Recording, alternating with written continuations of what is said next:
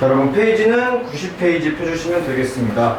오늘부터 공부할 거는 중력과 역학수 시스템에서 제일 먼저 공부할 게 중력이에요. 중력.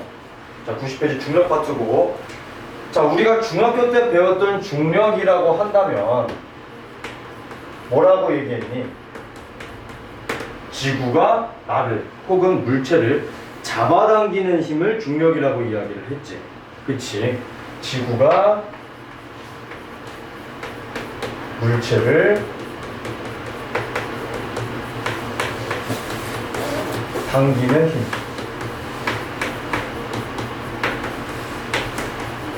이것을 우리가 중력이라고 이야기하게 됐는데, 고등학교 때부터 혹은 학년이 더 올라가서 2학년, 3학년이 되게 됐을 시에는 중력이라고 하는 것과 더해서 뉴턴이 발견해낸 그 만류 인력의 법칙이라는 것까지 더해지게 됨으로 인해서 이렇게 이야기를 하게 됩니다. 의미가 조금 달라진다라고 하는 거야. 어떻게 돼야 되는 거냐면은, 질량을 가지고 있다면 뭐다? 결국 다 잡아당긴다.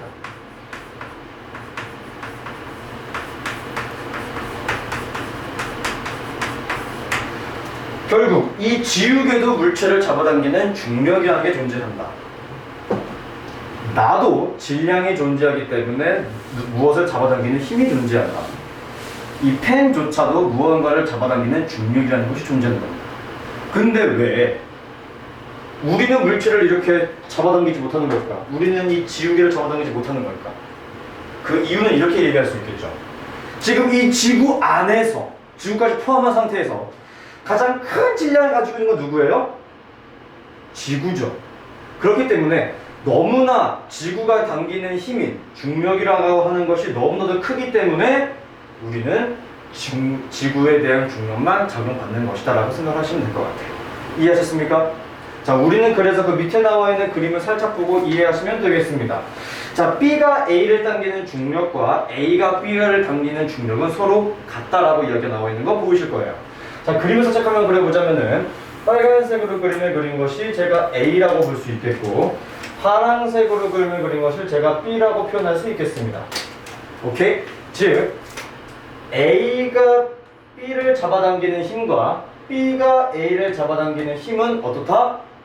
같다라고 표현하는 것이 지금 현재 중력에서 가장 중요한 얘기가 될 것입니다. 또한 힘의 방향은 서로 어때요? 정반대임을 알 수가 있겠죠. 이게 바로 중력에 대한 가장 중요한 내용 첫 번째이다. 알아두시면 되겠습니다. 그런데 아까도 말씀드렸지만 이 지구 안에서 가장 큰 중력을 적용하는 것은 누구다? 지구이다. 그래서 중학교 때는 우리가 어떻게 배운 거야? 모든 물체가 다 땅 아래로 이렇게 떨어지는 이유가 무엇이다? 중력 방향 혹은 지구 중심 방향으로 적용을 하기 때문에 그렇다. 대충 감을 잡았죠? 이런 내용이에요. 그래서 중력의 방향이라고 얘기한다면은 지구 중심 방향이다.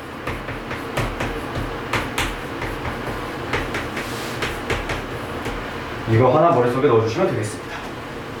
자, 그 다음 크기도 한번 볼게요. 크기. 중력의 크기는 자연스럽게 첫 번째, 질량이 크면 클수록 중력의 크기도 커지게 되고요. 두 번째로는 지구 중심과 가까울수록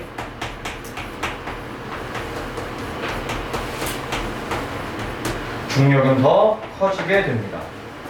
저 질량에 따라 달라진다라고 하는 것을 우리는 결국 이렇게 이야기를 하죠. 어떻게? 중력의 크기는 결국 힘의 단위이기 때문에 뉴턴을 사용을 하게 됩니다. 그리고 여기 곱해지는 숫자인 9.8이라고 하는 중력 가속도가 곱해지게 될 것이고요. 그리고 무엇을 곱해줘야 된다? 질량을 곱해야 한다. 오케이? 자, 여기서 얘기하는 중력 가속도는 무엇입니까? 숫자가 9.8 m/s 제곱이야. 절대 까먹지 마. 가속도라고 하는 것은 제곱으로 들어간다는 거 하나 기억해 주시면 좋겠고, 질량의 단위는 킬로그램이 들어가게 된다. 자, 여기서 여러분들은 중학교 1학년 때 배웠던 거를 이렇게 계속 꺼내와야 돼. 혹은 2학년 때도 3학년 때 배웠던 거를 계속 꺼내와야 돼. 9.8과 킬로미터를 곱한다, 킬로그램을 곱한다 라는 것은 결국 무엇입니까? 결국 이건 무엇이죠? 무게다. 이해하셨습니까? 바로 이게 중요한 거예요. 결국 무게라고 하는 것은 중력의 크기임을 우리는 머릿속에 넣어 두셔야 됩니다. 오케이. 아하. 무게 곧 중력의 크기. 나 몸무게가 얼마야? 라는 것은 결국 지구가 나를 이만큼 잡아당기고 있는 거야. 이해하셨습니까? 이런 개념으로 접근을 해주셔야 된다는 거예요. 그래서 그 다음으로 우리가 배우게 될 것이 바로 자유낙하 운동이라는 거예요.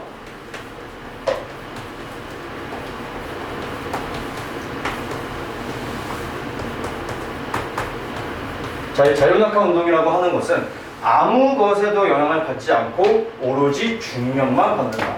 그래서 굉장히 중요한 것 중에 하나가 공기 저항이 없는 상태에서만 적용을 하게 됩니다. 오케이? 공기 저항이 없는 상태에서 답부터 바로 알려주시면 바로 이거예요. 9.8m/s 제곱이죠.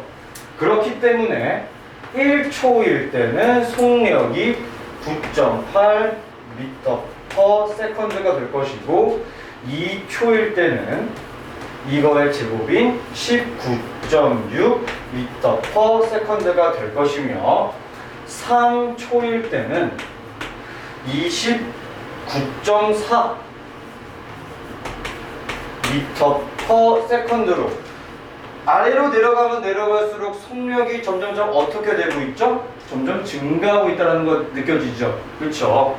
속력이 일정하게 증가한다. 그렇죠? 어떻게 증가되고 있는지 보겠습니다.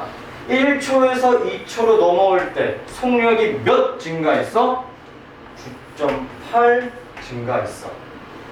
그리고 2초에서 3초로 넘어갈 때 속력이 얼만큼 증가했어? 9.8 증가했어. 즉, 속력이 증가하는 정도인 가속도가 9.8로 일정하죠. 이해하셨습니까? 다시 얘기해 줄게요. 속력이 증가하는 정도, 가속도. 가가 뭐야? 더할 거잖아. 속도는 알잖아. 그치?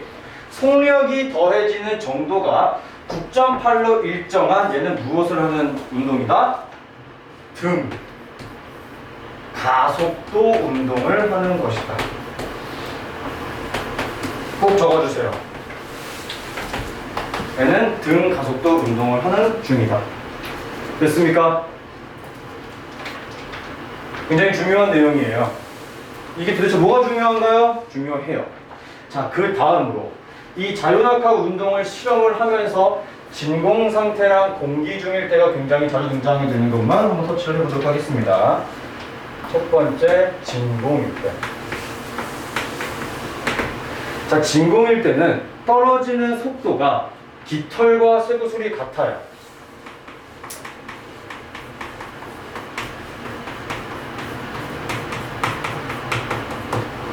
오케이? 같아요. 뭐 그런가 보다. 이유는 뭐라고 얘기할 수 있어? 공기 저항이 없으니까. 오케이? 공기 저항이 없기 때문에.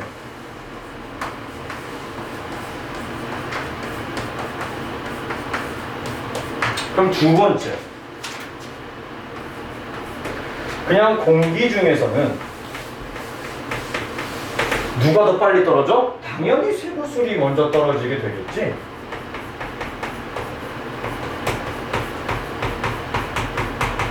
내가 질문해 볼게. 진공 상태라고 해서 중력이 적용하지 않나요? 적용해요.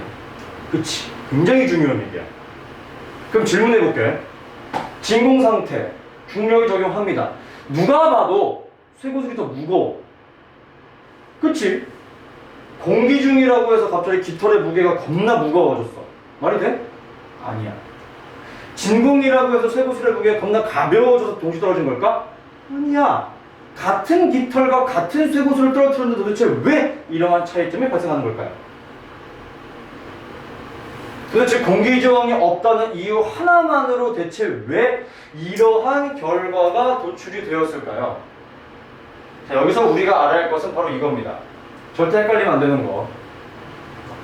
진공 상태도 무엇은 존재해? 중력은 존재해.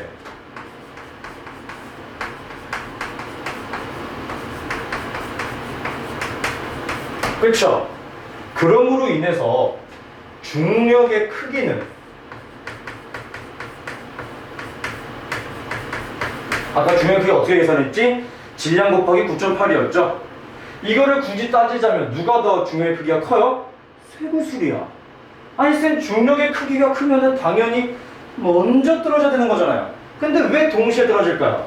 그걸 알려주려고 하는 겁니다. 오케이? 중력의 크기는 누가 봐도 깃털보다 쇠구슬이 커요. 계산을 해보면 이렇게 되는 거야. 근데 도대체 왜 진공이라고 해서 같이 떨어지게 되는 것이냐? 잘 봐요. 답을 바로 알려주자면은 중력의 크기라고 하는 것은 속도에는 영향을 주지 않아. 어떤 속도? 떨어지는 속도에 영향을 주지 않아. 대신 중력의 크기가 크다라고 하는 것은 내가 무언가를 기준면에서 들어 올릴 때 필요한 힘이 많이 드는 거야. 자, 이 펜이 무거울까? 내가 무거울까? 내가 무겁겠지. 그러면은 누군가가 나를 번쩍 들어 올릴 때 필요한 힘이 더 많이 드는 것이 결국은 뭐다? 중력의 크기가 크다. 이해하셨습니까? 그래서 결론을 내주자면 중력의 크기는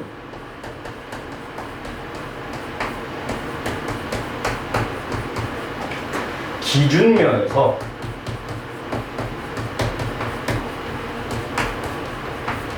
들어 올릴 때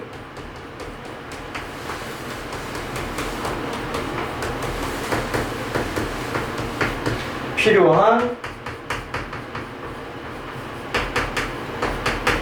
힘일 뿐이야. 즉 무슨 소리다? 낙하하는 속도에는 영향을 주지 않는다. 오케이? 굉장히 중요한 얘기예요. 기역, 니은, 디귿 지문으로 굉장히 많이 등장하는 지문이기 때문에 꼭 기억하세요. 오케이? 낙하 속도에는 영향을 주지 않는다. 아주 칠판을 난장판으로 쓰는구만. 미안합니다. 깔끔하게 써야 되는데. 이해하셨죠? 아, 결국 진공에서 도대체 왜 깃털과 쇠구슬이 동시에 떨어지느냐 이유를 얘기해보세요 라고 한다면은 사실 답안지에는 공기저항이 없기 때문이다. 저거 한 줄만 써도 끝나. 표현이 끝나. 하지만 내가 이거를 굳이 말씀드리는 이유는 기역, 니은, 디귿 이런 거를 찝을 때 자주 등장하는 문제이기 때문입니다. 간단하게 한번 분석을 한번 문제를 만들어 볼게요. 자, 커다랗게 A가 5kg이라고 해볼게. 파란색은 조금 작게 한 2kg이라고 해볼게. 그리고 내가 노란색을 조그맣게 C 1kg이라고 해볼게. 자, 전제 조건. 현재 이 세 공은 진공 상태에서 떨어집니다. 자, 반드시 중요한 얘기가 등장했죠. 진공 상태입니다. 하나하나 비교 분석해 보도록 할게요. 첫 번째, 중력의 크기는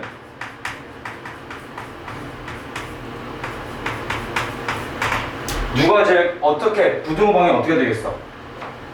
A랑 B랑 C랑 똑같아? 아니면 A가 제일 클까? 어떻게 돼? A가 제일 커요. 그쵸? A가 제일 큽니다. 하지만 낙하 속도는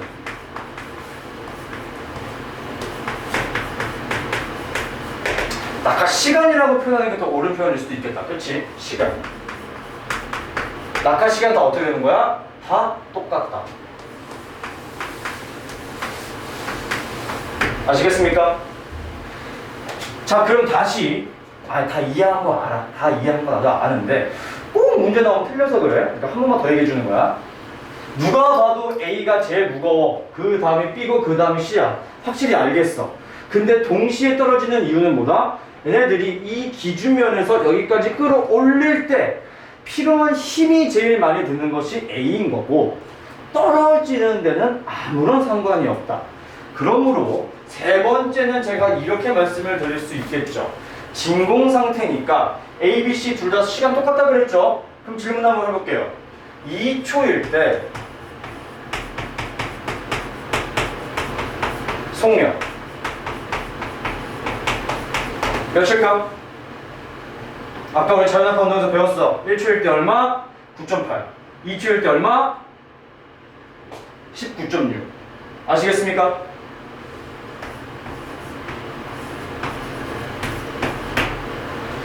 이거예요. 지금 자연학과 운동에서 여러분들이 헷갈리지 말아야 되고, 제일 많이 시험 문제에 나오고 가장 많이 헷갈리게 하는 게 바로 이 친구예요. 아시겠습니까? 절대 까먹으면 안 돼. 자, 다음.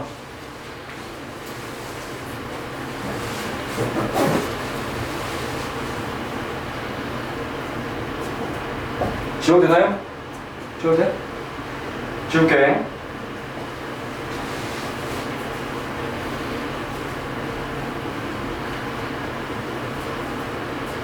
어깨에서 오도독 오도독 소리가 나지? 자, 그 다음으로 우리가 할 것은 바로 세 번째, 수평 방향으로 던진 친구예요.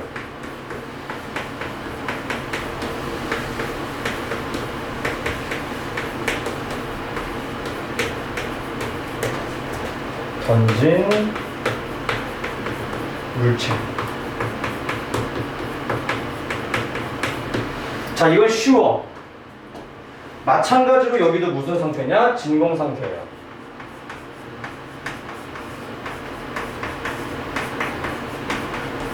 그랬을 때 공이 이렇게 있어야 되라.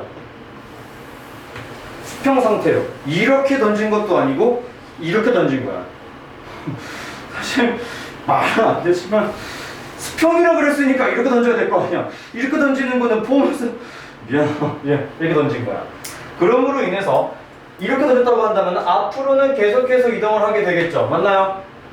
그 다음 우리가 조금 전에 배웠어요. 진공 상태라고 해서 중력은 계속 적용합니다 라는 게 아니야. 그러므로 아래쪽으로는 계속해서 이동을 하게 되겠지. 오케이? 우리가 지금 비교 분석할 것은 바로 이 수평 방향으로의 이동과 이 아래쪽 면직 방향으로의 이동에 대해서 공부를 한번 해볼 거예요. 오케이? 가보도록 할게. 첫 번째, 수평.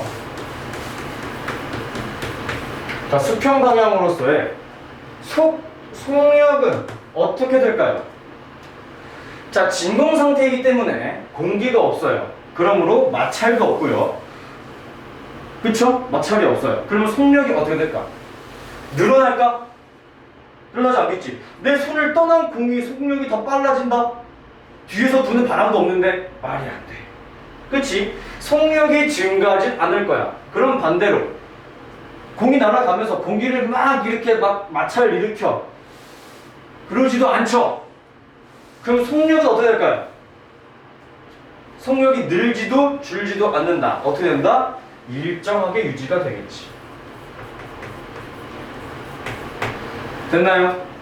자, 제가 방금 말씀드렸습니다. 그러면은 우리가 수평 방향으로 이동을 할 때는 작용하는 힘은 존재한다라고 봐야 돼? 없다고 봐야 돼?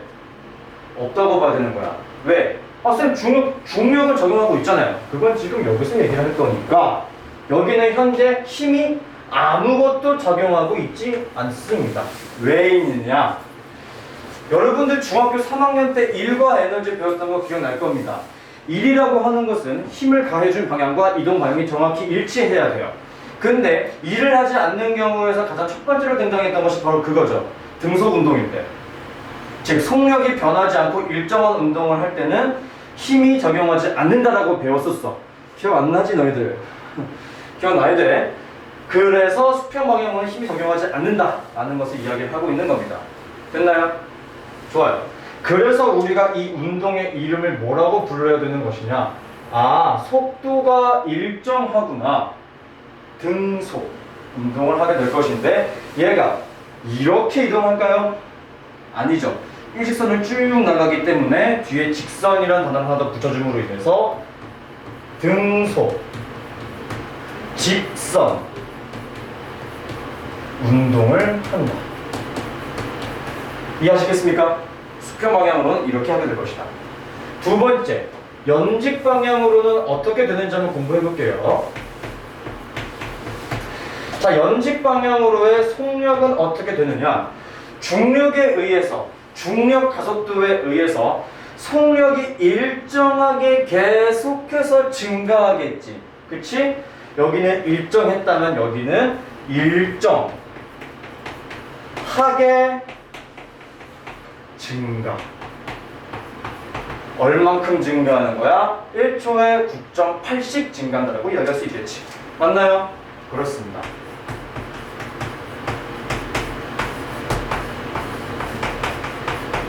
이걸 이제 중력 가속도 상수라고 부르기도 한다는 거. 이건 뭐 배웠던 내용이니까.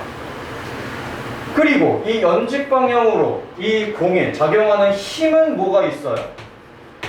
제가 지금 계속해서 얘기하고 있는 력, 뭡니까? 중력. 그쵸? 중력이 작용하고 있다. 아하. 그럼 쌤, 얘 어차피 지금 공기 저항이 없는 상태에서 속력이 일정하게 증가하는 운동인 무슨 운동을 하고 있다? 자유낙하 운동이죠. 그것을 제가 조금 멋진 단어로 어떻게 표현해 드렸어요? 속력이 일정하게 증가하는 등 가속도 운동을 한다.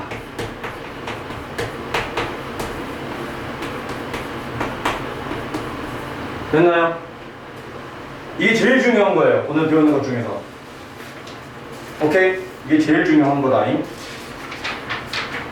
됐어요? 오케이. 자, 그 다음은 뉴턴의 사고 실험인데요. 이렇게 얘기할 거야. 자, 봐봐. 지금 이 공이 그러면 시간이 지나게 되면은 앞으로는 계속해서 속력이 일정할 거고 아래로 떨어질 거니까 다음에 어디로 이동하겠어? 한 이렇게쯤 이동하지 않았을까? 그치? 근데 만약에 바닥이 딱 여기 있었어. 아직은 땅이 안 닿았네. 그치? 근데 이만큼 내려왔는데 바닥이 또 이만큼 내려갔어. 그럼 또 바닥이 안 닿겠네? 근데 또 이동하게 되면서 바닥이 또 이만큼 이동했어. 그럼 바닥이 안 닿겠네? 그치? 그럼 만약에 얘들아 바닥이 영원히 닿지 않게 계속해서 날아갈 수 있다면 계속 빙글빙글 이동할 수 있지 않을까? 라고 생각을 한 게 뭐다? 인공위성이다. 왜? 우주에는 공기가 없는 진공 상태에 있잖아요. 그쵸? 그래서 뉴턴이 생각한 것이 바로 인공위성이에요. 뉴턴이 생각해서 인공위성을 만든 건 아니고 이 뉴턴의 사고를 우리가 응용했다라고 생각하시면 됩니다. 어떻게 이용한 것이냐? 첫 번째, 진공 상태에서는 결국 떨어지는 속도는 다 똑같죠? 어찌됐든 간에 다 똑같은 시간에 떨어지게 될 거야. 근데 속력이 빠르다면 첫 번째에는 이만큼밖에 이동을 못했을 거고 두 번째는 조금 더 멀리 이동할 수 있었을 거야. 세 번째에는 더 멀리 이동할 수 있었겠지. 하지만 떨어지는 정도는 다 똑같이 떨어질 것이다. 그러면 아까 얘기했던 것처럼 이 물체가 떨어지는 동안 바닥이 계속해서 낮아지게 된다면은 지구를 영원히 빙글빙글 돌 수 있게 되겠지. 이것이 바로 인공위성의 원리다. 이해하셨습니까? 이게 지금 91페이지에 나와 있는 내용인 거예요. 오케이? 이거 굉장히 중요한 내용이라고 말씀을 드리고 있는 거고요. 지금 문제 한번 풀어보세요.